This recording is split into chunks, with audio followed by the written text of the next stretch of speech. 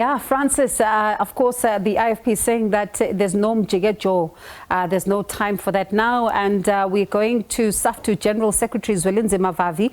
Mr. Vavi, thank you so much for your time. The IFP is saying there's no time for mjigejo, and you are also, of course, reacting very strongly to this Section 89 report. And should then the president fall on his sword? Oh no, we believe that the president has put himself in an untenable position. He's totally compromised. His integrity has been questioned. His standing in society can never be the same after yesterday's report. And he is gasping for air as we speak. The speculation about whether he's staying or going is being investigated left, right, and center by the institutions of state for all of these misdemeanors. He can't stay under these circumstances. And the report of this panel is damning, and it's devastating for him, who would have taken office on or championing a view that there must be renewal not only of the ANC but of society. There's no renewal taking place. Instead, the ANC is more divided. The country today is in disarray, more divided, and we need some light other than the president offering leadership again. That's just not on. He must step down, he must resign, he must not wait for the ANC processes or parliament, and he must spare his own family, his own remaining dignity, and do the right thing at this stage. And what becomes the implications then of the other investigations that are still yet to be concluded, especially when we look at this one that is now wrapped up? We are dismayed that the Reserve Bank have not yet come to a position where they can make a statement. The Hawks, the police, the public protector, everybody that has been investigating. We can't believe that it takes so long to find out if there are receipts or not for the purchase of the Ongole or Buffalo or whatever that was sold.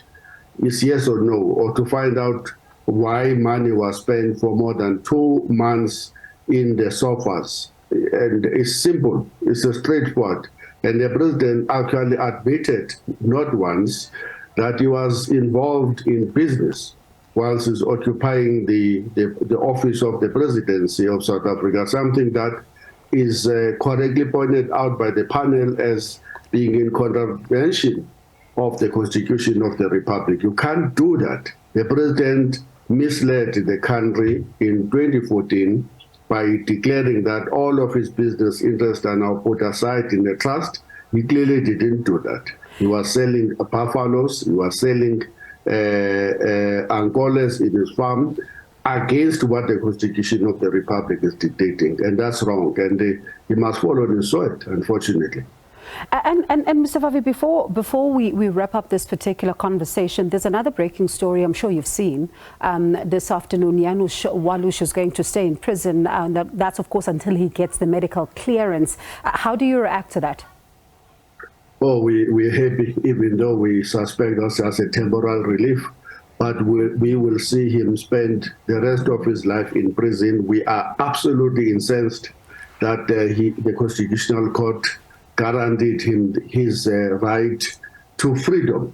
When someone is still mourning the death of the husband in the form of Dimpo Hani, solidarity to her and her children, but more importantly, solidarity to all freedom and peace-loving South Africans who were so pained by somebody who, in a very calculative manner, sought to plunge our country into a civil war. And then we can't believe that the Constitutional Court doesn't consider all of those factors and instead read the law so narrowly to give him the right to come out and spit on the grave of Chris Hani and on the faces of all South Africans and who are still in disbelief that they don't have a leader of the caliber of Chris Hani because the bullet took him away from us. In fact, we believe that South Africa would never be in the state where it finds itself in today had he lived. And we are very angry that that person is now supposedly having a freedom to join us and to enjoy the democracy, the freedoms that Chris Hani fought for together with all of us. This is an insult to our democracy. All right, Mr. Vavi, thank you so much for your time. That is SAFTU's General Secretary, Zwelinzima Vavi.